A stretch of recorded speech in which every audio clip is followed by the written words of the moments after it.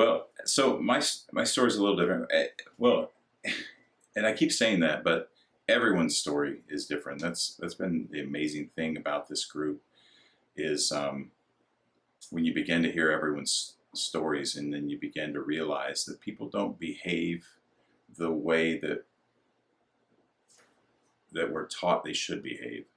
That people are people, and behavior is unpredictable, and there's a lot of factors that come in. So, I digress. I'll move back to the question. So, I I actually had suspicions growing up, and you'll hear a lot of NPEs say that they felt like something was off, and but I really wasn't.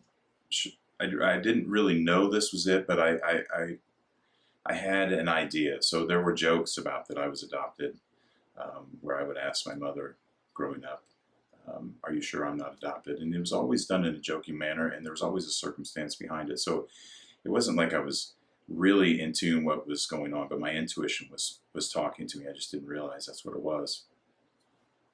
Um, in 2005, I had lunch with my father, and I was going through a crisis, which I don't want to get into today, but I'd love to get into sometime with the both of you. But so uh, during this lunch with my father, it actually turned into a 4 hour lunch, a 4 hour meeting.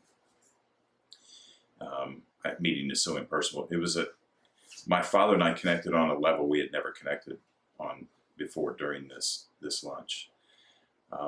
But during this conversation, he told me that he had suspicions that he was not my biological father.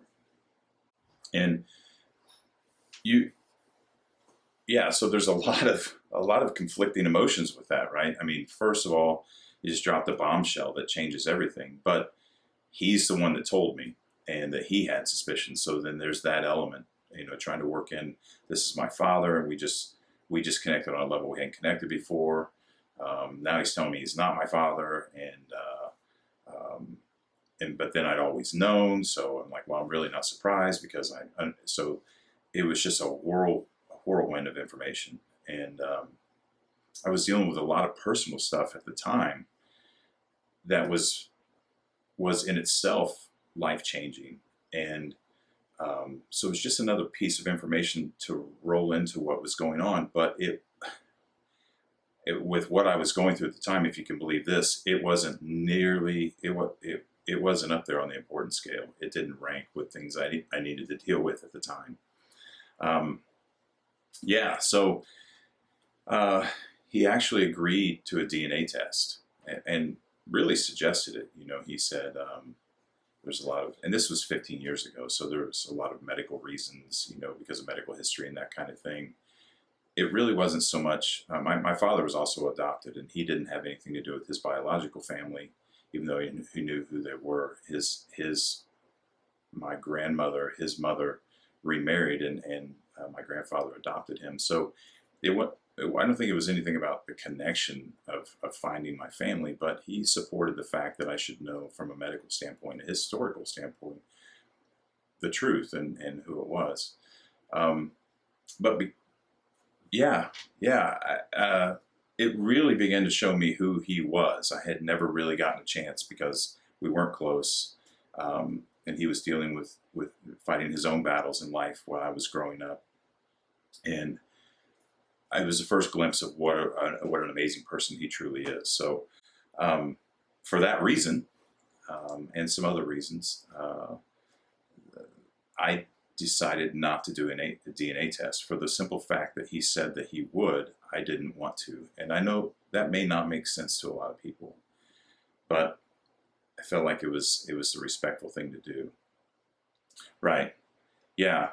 Yeah, and on the flip side of that, I look back at it now. I mean, I have a lot of different opinions about that now. But obviously, hindsight's 2020, and experience changes your viewpoint. He probably also, from a personal standpoint, he probably wanted the confirmation himself. So it might have been a little bit of a passive way to get that, like, hey, I'll support you, but I'd like to know too. I didn't think about that at the time, There was so much going on. The interesting thing is that now it's so glaringly obvious, right? We look nothing alike.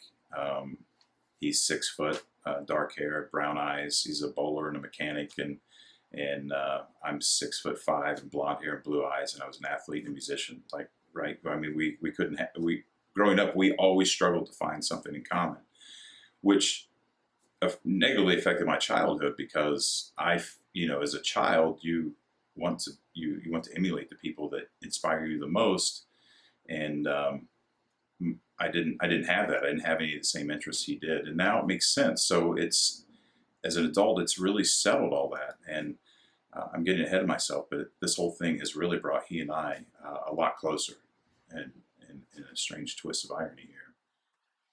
So I didn't. When I was looking at the results, the additional information that they gave me was DNA connections with other people who had also taken the DNA test, and it tells you the probable relationship that you have with this person. And so the top 3 or 4 were people with last names I'd never heard of in my entire life. I had no idea where they came from, and I was like, well, that's odd. And I thought, well, maybe they're part of my mom's family, and because they're all from Virginia and North Carolina, and I thought, well, maybe there's people I didn't know, but it wasn't making. But I was trying to make it fit, in that tunnel vision thing. I just thought, well, these pieces have to go together somehow, and they weren't. It wasn't working. Yeah. Well, and that's a little complicated, because the relationship was a little rocky because of the divorce and some the personal things he was dealing with. But yeah, I think in the end you're absolutely right. Just trying to make it work. It's simpler. And we had during that conversation, ironically, we connected on a level we never connected before. So things were moving in the right direction at that point. And it was just a lot easier and a lot happier if I could just make it work. But obviously we know that it doesn't work that way.